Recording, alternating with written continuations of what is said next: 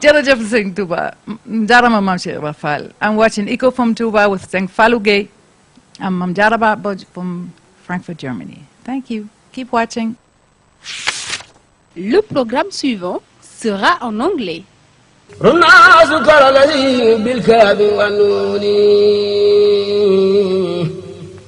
ما شاء يفعل من بعد ومكنون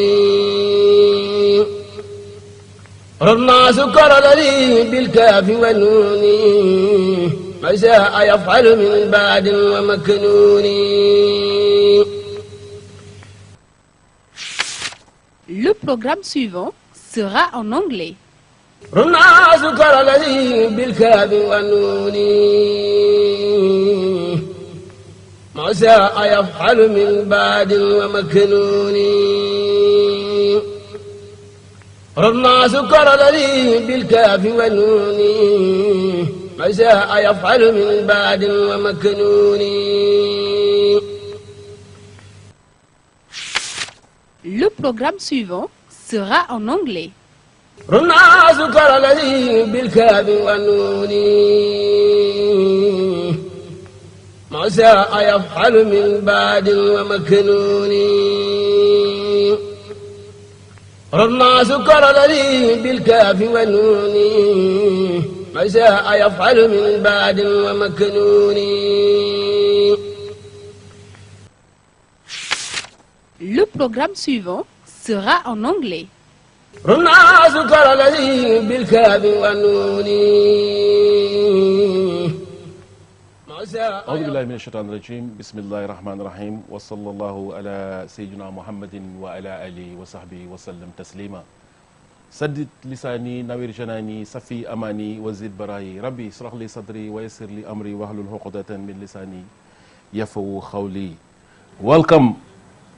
Welcome again to Eco from Touba, our viewers from Senegal and around the world. Today, we're having a wonderful guest, Mr. Badoukan. Mr. Badoukan, thank you for coming. Thank you for having me. All right, Mr. Badoukan from US. Before we started, we're going to wish long life and our ziyarah to the Caliph of the Order, Sheikh Sidi al-Mukhtar al-Baki, to my own Sheikh Murtada Ibn Sheikh Abdul Ahad, but also Sheikh Mustafa of Sheikh Gaine Fatma, all the friends and viewers, again, from especially from abroad, watching from Argentina, but also from Germany. I'm thinking about Sohna Mam Jara Bamboch, watching from Frankfurt, of course, Germany. Mr. Badoukan, who lived in USA and graduated from the College of Manhattan, but also from the University of Pennsylvania, graduated in finance and marketing. Of course, Mr. Badoukan was been back from the USA, and he is the founder of RISE. RISE is not I Rise. There's a famous poem in America, but this RISE actually is Risk Innovation Social Entrepreneurship that was created, the company in 2012, and absolutely doing well in Senegal and perhaps throughout Africa. We'll get to know that when we got into the course of this conversation. We're going to start first, though. We're going to talk about the social issues here in Africa. But before, we're going to take a global view of what's going on. Right now, Donald Trump, the president of the United States of America, there's disturbing feelings in America and throughout the world of the outcome of his presidency. What do you think about Donald Trump being president of the U.S.? Well, I think that the people voted for him, and what he's doing right now is his agenda. And if you're an employee that was out of a job and lived in Detroit, you might be happy because he brought back jobs in certain areas. If you're from Senegal and you had a couple of conflicts with the law in the U.S., then you're in trouble because you're sending it back to Senegal. So it depends on who's talking about Trump, what position you in, to give a good answer about Trump's administration. Some people hate him, some people love him, based on what he's doing. So I would say. But seeing also, it's going to be, of course, obviously some consequences of his policies, and right now deportation policies with ICE going on. There's about 135 Senegalese that were deported just a couple of days ago. What is your message to those those Senegalese who came back? I would tell them not to lose hope. I mean, especially if you're from Senegal, I mean, we all know that, you know, when you talk about opportunity in life, it's in Allah's hands. So wherever you go, just like death is, it will find you. Right. You know what I mean? So whether you're in Senegal, in the U.S., have faith in yourself, have faith in Allah, Right. and keep on fighting to survive. You know what I mean? That's all it is. I mean, you've been in the U.S., you know, you have some Senegalese people that are out there, been living there for years, Right. and haven't accomplished anything. Some been there for a couple years, accomplished something. Somebody in Senegal never left Senegal, accomplished many things. Absolutely. So I don't think it's about where you're living, it's about what you do about where you're living. You know, it's about the choices that you make. Right. And also seeing his policy right now, is it you should push African countries to change their policies toward USA to find out a new way of dealing with them in order to, you know, get ready for situations like this? I mean, of course, I mean, you know, the best thing a country can do against the U.S. Or any other country is what? Is do what you're supposed to do for your people. Right. You know what I mean? So if somebody's leaving Senegal to go to the U.S., hoping for a better future, it's because in his present he didn't find something that was suitable to his needs. To his needs, right. So if somebody's like desperate to go to America, then because America has much more to offer than Senegal. So maybe our presidents in Africa should offer more to their people, and they wouldn't look forward to going to the U.S. So, but some people die to go to it because they, you know, they find better opportunity out there. Absolutely. So maybe, you know, like our president should just look at themselves in the mirror and say, what am I doing wrong? Maybe I should do more for my people. I mean, because I'll give you an example. When I was in the U.S., I never met a student from Libya. Right. Why? Because they were well taken care They were of. comfortable, Yeah, they were absolutely. comfortable. Right, right. I've met all kinds of people, but I've never met a student from Libya. Why? Because they were well taken care of in their countries. So before you blame other countries, blame yourself. Right. You know what I mean? I mean, all countries, you know, belong to the same Lord. So you in Senegal, you're the president, or you in Nigeria, you're president, you in Cote d'Ivoire, and your people are struggling in other countries. Well, before they struggle there, they were struggling in your own country. And you know about it. So before you, exactly, and what have you done about it? So before you point the finger at another country, I mean, the three fingers come back right at you. Right. So point the finger at yourself and see what you can do about your people in their country. Right. So maybe they won't have to worry about going overseas. And it's not about, you know, there's too many countries in Africa, you know, with small governments, in Senegal, Mali. Isn't that solution has to come by African unity? Of course. I mean, Africa has over 1 billion people. I mean, Coca-Cola said it. Coca-Cola said we have 1 billion reasons to be in Africa. Now, the problem is in Africa is like, you know, we've divided. Right. You know, I mean, our ancestors have talked about their whole lives, talking about unite the hearts, unite the hearts, unite the hearts. Wherever you find hearts divided, you will find You poverty. can't do nothing, right. Nothing you can do about it. Imagine Africa, like Trump did in the U.S. He said, listen, you don't have a choice. Make your cars here or pay taxes at the border. Right. And America only has 300 million people. Imagine Africa with 1 billion people. Allahu Akbar. You know what I mean? Came together and had a policy like that. I mean, Africa would be a whole different country. Right, right. But as long as you have different egos It's not going to chasing happen. their own pockets, it's never going to happen in Africa. That's sad. I mean, is it like, especially Senegal, is like a very deep relationship with France. Is it a handicap with our own development? Because I've heard Kemis Seba really fighting hard, you know, pointing out CFA, the money of Senegal, that being really the problem, the hurdle for our own development. Do you think, though, breaking with France, getting our own money and towards unity, is that, again, the solution? I mean, you know, breaking with the CFA is something that should be done, but it cannot be done right now. Why? Because before you even break the CFA, we have to start from the top. We have to have a disciplined country. We have to have a new system where we develop our exports, create a stronger economy, develop entrepreneurship among the population, and then eventually, when we become solid, look for an alternative to the CFA. Because the CFA right now is not a win-win situation, it's a win-lose situation. Breaking with France, I wouldn't say breaking with France, I would just say, hey, let's create a win-win situation. Why should France control everything in Senegal? Why? I mean, It's our country. Right. Today, you and I wouldn't dare go to America and tell Trump, listen, we're going to control 90% of your oil. No, you can't. You know, they're gonna look at us and laugh. No, absolutely. So basically, what's not doable overseas should be done over here. So if you look at it, we're the laughing stock of the world. Absolutely. Like Senegal is like a laughing stock. I mean, our oil is controlled by other people. We hold about 10% of it. The gold, we only hold like 4% of it. Whatever else is going to come out, out of Senegal, we're not going to control it. Right. So we like a laughing stock. We're a joke. Senegal is a joke compared to other countries. Oh, boy. Because we're just a bunch of puppets. And unless, you know, things change, we're going to keep on living the way we are. Are you, I mean, to promote that change, is it going to go by just going out being an activist to change stuff, or is it going to go by roots? I mean, going by changing education, the system, or how are you going to manage to do it? I mean, you know, I would say everybody has a role. Some people, their role is to go out there and shout. I'll give you an example. So in Touba, I went on the boat. Elijah Mike stayed here. Buying Yaskaris. They all have different roles. Roles, absolutely. You know, but each has And they succeed. each had a role. Now we bring these roles together. Then it's like bees. You know, They're in a powerhouse. bees they go to different flowers and they come out with honey. Right. So some people have to talk about it, but me, I believe in let the people do what they do. But the best actions are what below the belt, which means what, you know, the education, change the education system, teaching people how to be entrepreneurs.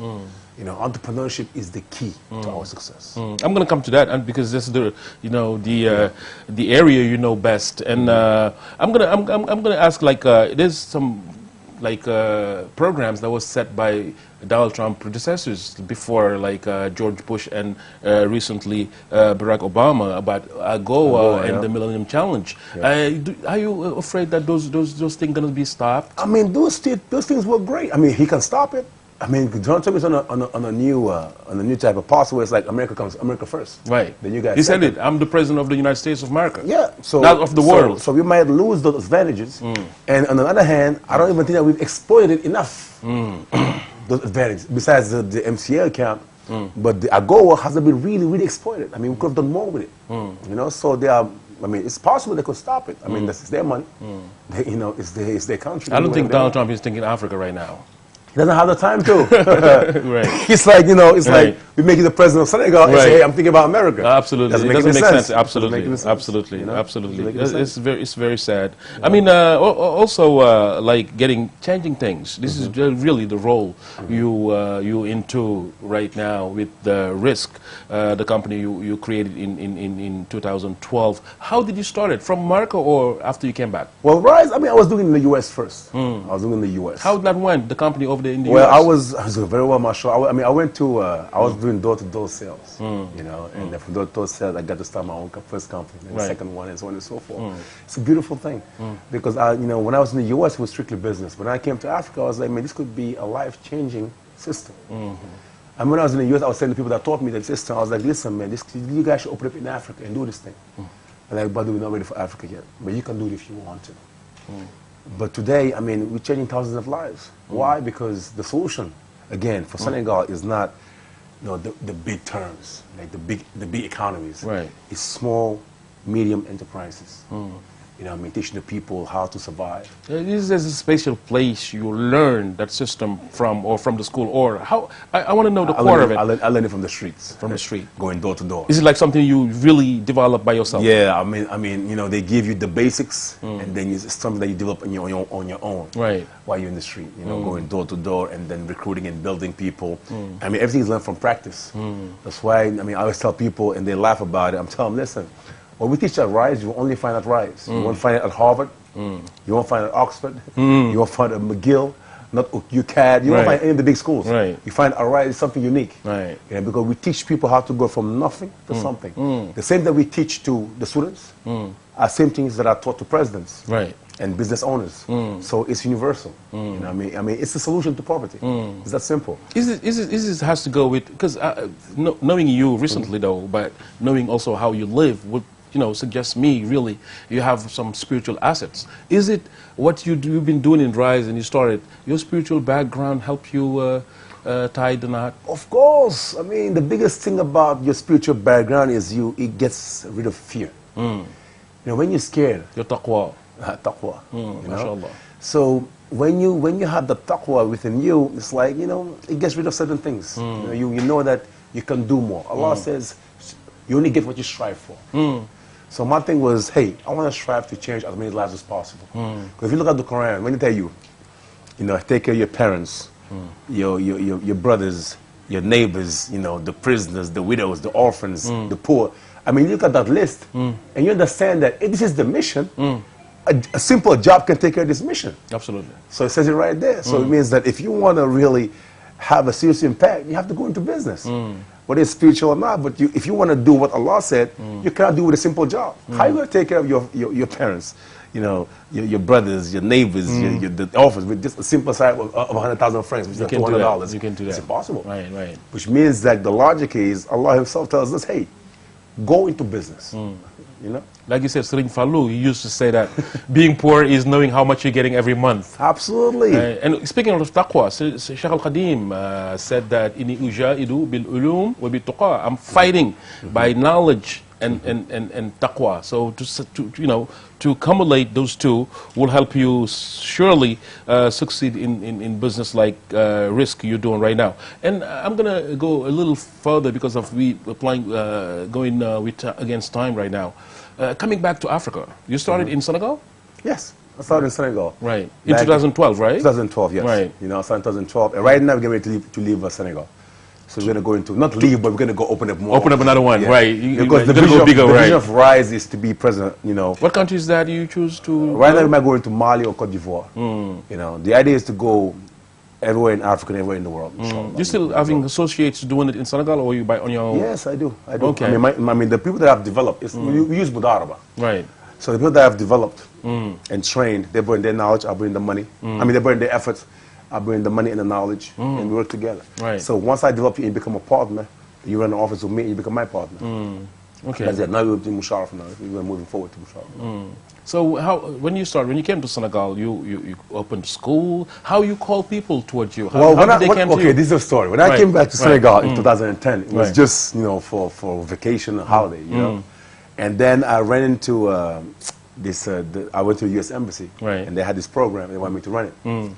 So I ran the program. What program was that? It was called NYLEP. Meaning? It was like for, it was a leadership and entrepreneurship program for the youth. Right. So it was a great program. They gave me 24 kids to develop. So I developed these kids, and they all started their own business. It was a great success. Then we had a second group. Now that first group was the one that kept on pushing me. Can you start the program in Senegal? I was like, no, I got to go back to the U.S. Right. You know. Then the second group came in, and they gave me 24 people again. They signed with 6 months. So within the first 3 months, we did it just in theory. The second 3 months, we did it in practice. And at the end of the program, well, after 3 months, I tell them, okay, bring me whatever you have. They brought 1,500, 2,000. What do you want to sell? Some people were selling cosmetics, some people were selling jewelry, T-shirts, or whatever the case was.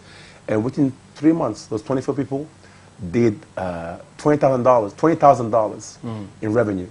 Oh. The number one did like almost $2,000 in revenues. Right. So tell you that it's possible to go from nothing. And then the first group kept on pushing me, you know, to start the program. Right. And that's how I started the program. I had to travel. I had to go to Sierra Leone. Went to Sierra Leone. I was like, listen, I'm going to leave you guys with this stuff. If you can sell it.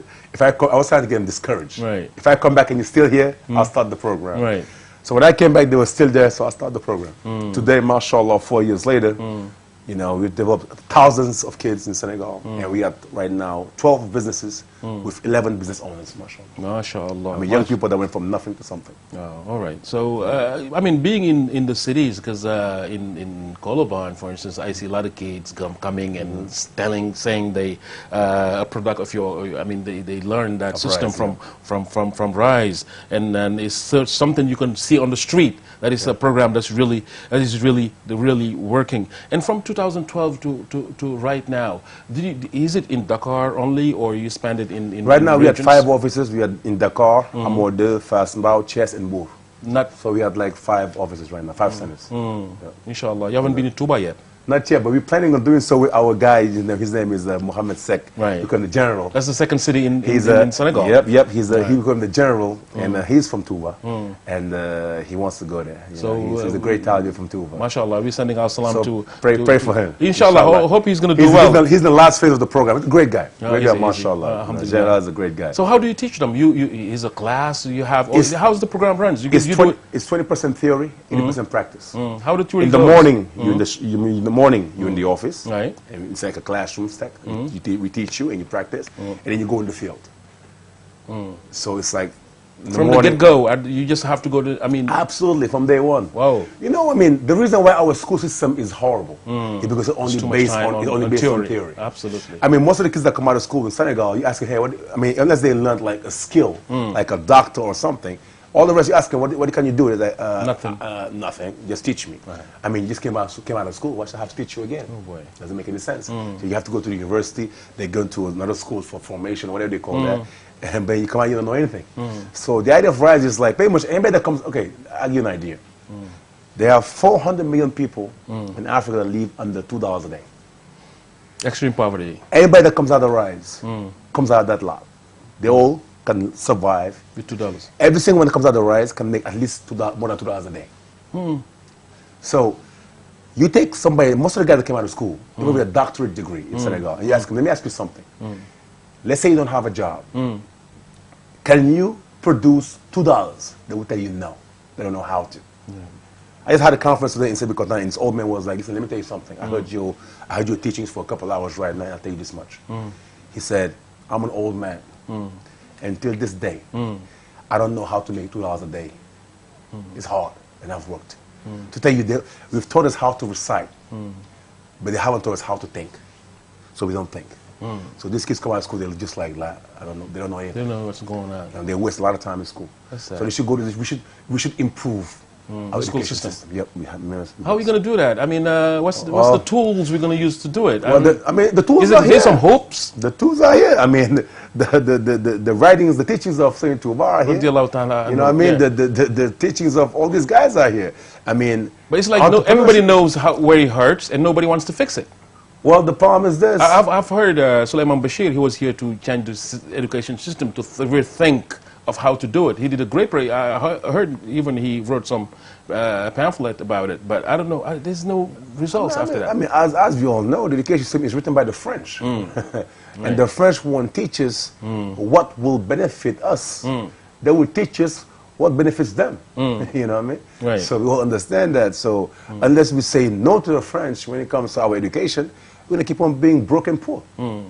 It's that simple. Absolutely. Sometimes we don't think in terms of economy. Even for instance, take the Magal of Touba. He's generating billions of dollars, but still, that assets, that mass of money, people are not thinking how to really develop it and then make business out of it and help kids, children. And it's like that's the lack of that kind of approach. Because we're not taught how to do it. Right. You ask any kid to recite, recitation about, I don't know, something they learn in school, they know it by heart. Those same kids can be taught, hey, how to start a business from nothing. How to build your own life. I told you when Allah was bringing down the skills, He brought down 1,000 skills. None of them was begging and asking. Every single one was what? Was a skill that you could use. Right. And all of them was about entrepreneurship.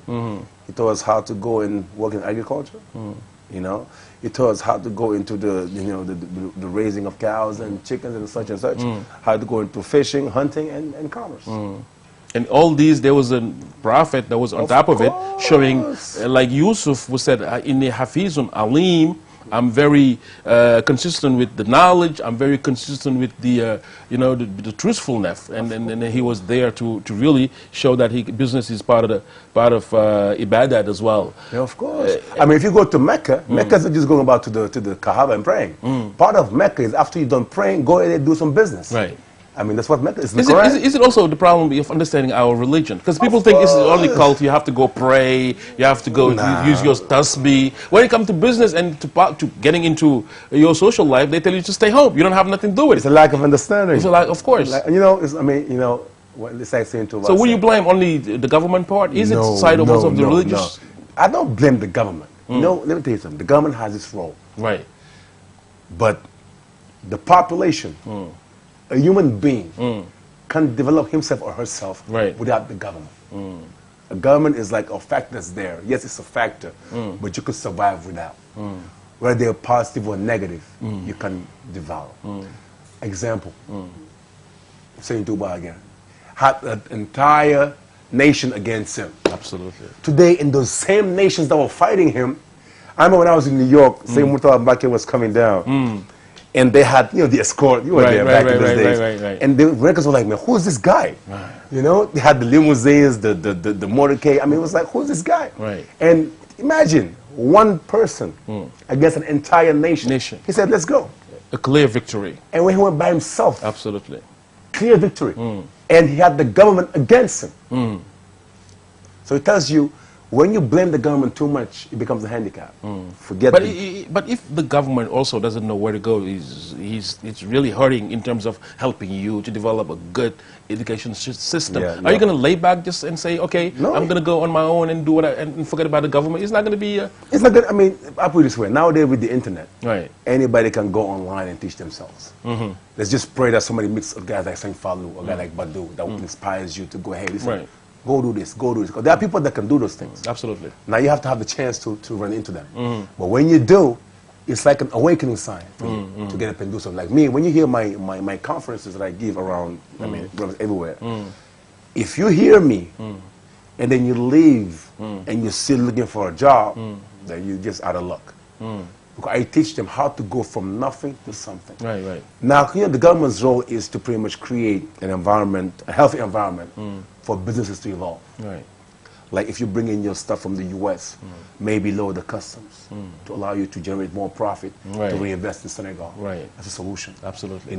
Maybe bring in more security Right. so that your investment is secure. Open some credit system for, You know in what I order mean? for people to, get Exactly. started with some money. Open up some, some credit system with no interest. Right. Basically, create a pool. Not That's asking for 12% after of that. course, That's that's ridiculous. phenomenal. I mean, Right. because if you're a businessman, you understand that Right. at the end of the year, you only keep 10% of your profits. 10% of your profits is what you really get. Right. So if they're asking you 12%, it means you give them back all your profits. All your profits. It's not going to work. That's so the absolutely banks, the right. banks keep on robbing us, and we all know that. But we have to understand that if the government doesn't know how to do those things, you have to adjust. I always say that a leader or an aspiring leader has to be like a chameleon. You have to adjust and adapt to your environment. You can't just be one way. The government doesn't know how to help you generate more profits. They know how to secure your investment, how to secure your environment, how to lower the entry barriers, how to invite investors. They don't know how to do it, but guess what? Find a way. Until Allah brings us someone that will come in and have the mentality to develop the country, you have to adjust. You can't just you can't lower your hands. You have to keep fighting. Absolutely. March 8th is Women's Day today in Senegal and throughout the world. And in gender equality, it seems like you do, because I've seen a lot of girls coming by and saying they've been trained by RISE. How are you doing with gender equality over there? I mean, I believe that Women's Day is every day. It's not just the 8th. It's every day. And why I always stress women, especially in Africa, to have their own business, because the husband can die. Right. He can get fired. He can lose whatever he has. He can get a second wife, as you know, in Senegal, Right. or whatever the case is. So they have to have a backup plan. So I always stress the woman to be like in RISE, for example. The first two business owners were women. And right now we have 5 women, 5 men. It's Right. weird. As business owners. All under 30 years old, Mashallah. and mashallah, doing a great job. So me, I'm for really, I mean, if you look at the wife of the Prophet Sallallahu Alaihi Wasallam, Khadija, she's a great businesswoman. Absolutely. So I think that we have to definitely push for our women to get more involved in our businesses, because, a